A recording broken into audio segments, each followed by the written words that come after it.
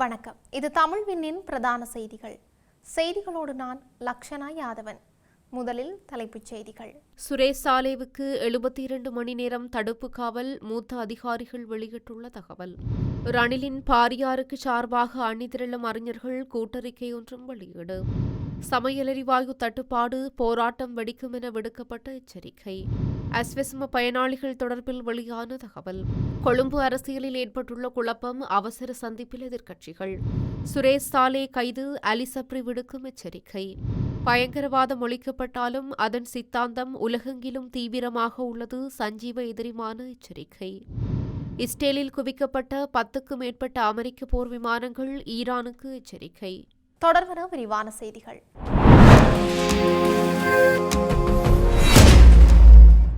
முன்னாள் அரசு புலனாய்வு பிரிவு பணிப்பாளர் சுரேஷ் சாலேவை விசாரணைக்காக 72 மணி நேரம் காவலில் வைக்கப்படுவார் என்றும் போலீசார் தெரிவித்துள்ளனர். பயங்கரவாத தடுப்பு சட்டத்தின் தற்காலிக விதிகளின் கீழ் அவர் கைது செய்யப்பட்டுள்ளார். உயிர்த்த ஞாயிறு தாக்குதல்கள் தொடர்பான ஆதாரங்களின் அடிப்படையில் சுரேஷ் சாலே கைது செய்யப்பட்டதாக மேல் மாகாணத்திற்கு பொறுப்பான மூத்த டிஐஜி சஜீவ மிதவத்த தெரிவித்தார். போலீஸ் ஊடக பிரிவில் நடைபெற்ற சிறப்பு ஊடகவியலாளர் சந்திப்பில் கலந்து கொண்ட அவர் இது தொடர்பாக நீண்ட விசாரணை நடத்த வேண்டியிருப்பதால் இது தொடர்பான தகவல்கள் எதிர்காலத்தில் வெளியிடப்படும் என்றும் மேலும் தெரிவித்தார்.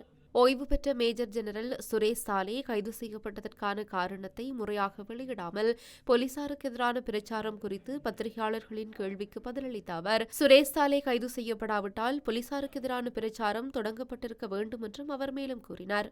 சுரேஷ் சாலேவின் எதிர்கால விசாரணை உயிர்த்த ஞாயிறு தாக்குதல்களின் மூளையாக செயல்பட்டவர் பற்றிய தகவல்களை போலீசாரால் வெளிக்கொணர உதவும் என்றும் சஜீவ மிதவத்த தெரிவித்துள்ளார். இதற்கிடையில் ஊடக சந்திப்பில் கலந்து கொண்ட துணை போலீஸ் மா அதிபர் ஜாலிய சேனாரத்ன, பயங்கரவாத தடுப்பு சட்டத்தின் தற்காலிக ஏற்பாடுகளின் கீழ் ஒருவர் கைது செய்யப்படும் போது 3 நாட்கள் தடுத்து வைக்கப்படலாம் என்று கூறினார். பின்னர் ஆதாரங்களின் அடிப்படையில் தடுப்பு காவல் உத்தரவை பெற முடியும் என்றும் கூறிய அவர், அதற்கான சட்ட விதிகள் உள்ளன என்றும் கூறியுள்ளார். சுரேஷ் சாலேவின் கைது குறித்து எதிர்காலத்தில் பொதுமக்களுக்கு அறிவிக்கப்படும் என்றும் ஜாலிய சேனாரத்ன தெரிவித்துள்ளார். ரணில் விக்ரமசிங்கவின் பாரியார் பேராசிரியர் மைத்ரி விக்ரமசிங்க கணவரின் வழக்கு தொடர்பில் முகம் கொடுத்துள்ள பிரச்சினைகள் தொடர்பில் அறிஞர்கள் குழு ஒன்று கூட்டறிக்கை ஒன்றை வெளியிட்டுள்ளது. விசாரணைகள் என்ற பெயரில் தேவையற்ற விதத்தில் துன்புறுத்துதல், அச்சுறுத்துதல் மற்றும் நட்பெயருக்கு களங்கம் ஏற்படுத்தாத வகையில் நடப்பதை உறுதி செய்ய வேண்டும் எனவும் குறிப்பிட்டுள்ளனர். இந்த கூட்டறிக்கையில் பேராசிரியர் மைத்ரி விக்ரமசிங்கவின் சார்பில் பெண் உரிமைகள் தொடர்பான துறைகளில் ஈடுபட்டுள்ள புத்திஜீவிகள், செயல்பாட்டாளர்கள், சட்டத்தரணிகள், ஊடகவியலாளர்கள், முன்னாள் நாடாளுமன்ற உறுப்பினர்கள் ஆகியோர் கையொப்பமிட்டு குறித்த அறிக்கை வெளியிடப்பட்டுள்ளது. அந்த அறிக்கையில் கூறப்பட்டுள்ளதாவது, குற்றப்புலனாய்வு திணைக்களம் நிதி குற்றப்புலனாய்வு பிரிவில் முன்னிலையாகுமாறு பேராசிரியர் மைத்ரி விக்ரமசிங்கவுக்கு விடுக்கப்பட்டிருக்கும் அறிவிப்பு குறித்து நாங்கள் ஆழ்ந்த கவலையை வெளிப்படுத்துகின்றோம். மேலும் விசாரணை நடவடிக்கைகளின் போது தேவையற்ற துன்புறுத்துதல், மிரட்டல் அல்லது ஒரு சுயாதீன கல்வியாளரின் நட்பெயருக்கு களங்கம் விளைவிக்காமல் பார்த்துக் கொள்ளுமாறு சம்பந்தப்பட்ட அதிகாரிகளை நாங்கள் வலியுறுத்துகிறோம் என்று குறிப்பிடப்பட்டுள்ளது. நாட்டில் சமையல் எரிவாயு தட்டுப்பாட்டுக்கு தீர்வு காண கோரி எரிவாயு நிறுவனத்துக்கு முன்னால் இன்று தேசிய நுகர்வோர் முன்னணியின் தலைவர் அசேல சம்பத் தலைமையிடம் போராட்டம் ஒன்று நடத்தப்படவுள்ளதாக அறிவிக்கப்பட்டிருந்தது. எனினும் லிட்ரோ சமையல் எரிவாயு கொள்கலன்கள் விநியோகத்தில் எந்த குறைபாடும் இல்லை என அரசாங்கம் கூறியுள்ளது.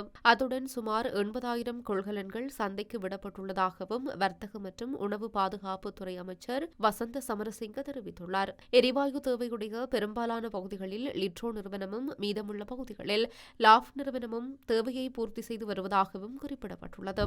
அஸ்வெஸ்ம திட்டத்தில் தங்களது தகவல்களை சரியான நேரத்தில் புதுப்பிக்க தவறியதால் அஸ்வெஸ்ம பயனாளிகள் அந்த நன்மைகளை இழக்கும் அபாயத்தை எதிர்கொண்டுள்ளதாக எச்சரிக்கை விடுக்கப்பட்டுள்ளது. குறித்த விடயத்தை நலன்புரி நன்மைகள் சபையின் தலைவர் நிமால் கொடவலகெதர தெரிவித்துள்ளார். அவர் மேலும் தெரிவிக்கையில், அஸ்வெஸ்ம திட்டத்தின் கீழ் ஒரு பயனாளி தெரிவு செய்யப்பட்டால் அவர் 12 மாத காலத்துக்கு தடையின்றி கொடுப்பனவுகளை பெறுவார். அதன் பின்னர் அந்த பயனாளி அடுத்த 12 மாத சுழற்சிக்கும் தகுதியானவரா என்பதை தீர்மானிக்க வருடாந்த மீளாய்வு செய்யப்படுவது கட்டாயமாகும். இந்த மீளாய்வுக்காக தகவல்களை புதுப்பிக்கும் பணி 2025 நவம்பர் 20ஆம் தேதி ஆரம்பிக்கப்பட்டது. எவ்வாறாயினும் சுமார் 85,000 பயனாளிகள் இதுவரை தங்களது தகவல்களை புதுப்பிக்கவில்லை. அந்த வகையில் வருடாந்திர மீளாய்வுக்காக தங்களது தகவல்களை சரியான நேரத்தில் புதுப்பிக்க தவறியதன் காரணமாக அஸ்வெசும நலன்புரி திட்டத்தின் கீழ் ஏழை மற்றும் மிக ஏழை என வகைப்படுத்தப்பட்ட 85,000க்கும் மேற்பட்ட நபர்கள் தங்களது நன்மைகளை இழக்கும் நிலையில் உள்ளனர். அஸ்வெசும பயனாளிகளின் தகவல்களை புதுப்பிக்கும் செயல்முறை 2025 நவம்பர் 20ஆம் தேதியன்று ஆரம்பிக்கப்பட்டது. இருப்பினும் இதுவரை ஏழை பிரிவைச் சேர்ந்த 56,547 பயனாளிகளும் மிக ஏழை பிரிவைச் சேர்ந்த 28,608 பயனாளிகளும் இச்செயல்முறையை பூர்த்தி செய்ய தவறியுள்ளனர்.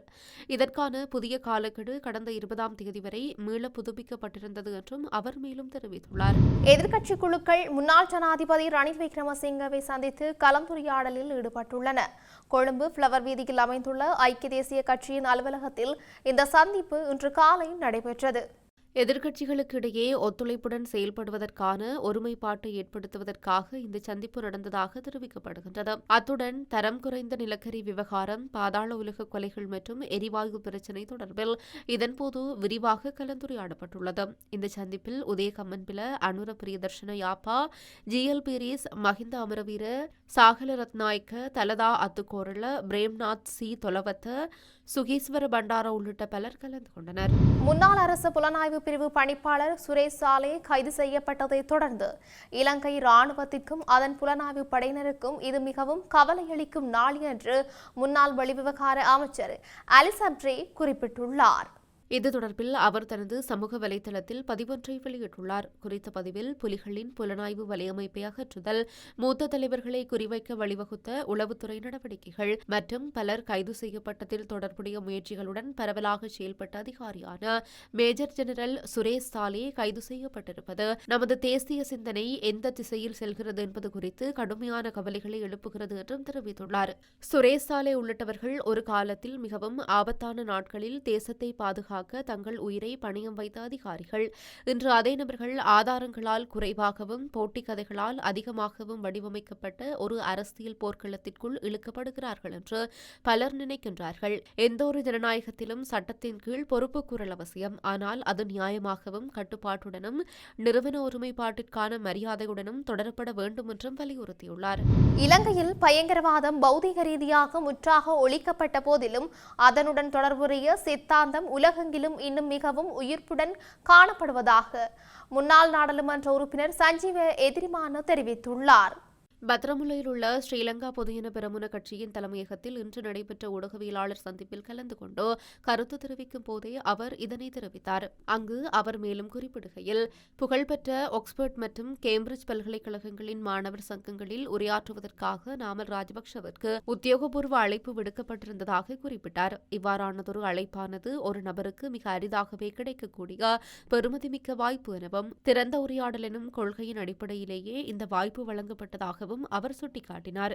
ஏதேனும் பிரச்சினைகள் இருப்பின் அதனை விவாதிப்பதற்கு இது ஒரு சிறந்த தளமாக அமைந்திருக்கும் என்றும் அவர் தெரிவித்தார். இருப்பினும் புலம்பெயர் அமைப்புகளின் பல்வேறு தலையீடுகளின் காரணமாக இறுதியில் அந்த உரையாடல் வாய்ப்பை ரத்து செய்ய பல்கலைக்கழக மாணவர் சங்க அதிகாரிகள் தீர்மானித்ததாக அவர் தெரிவித்தார்.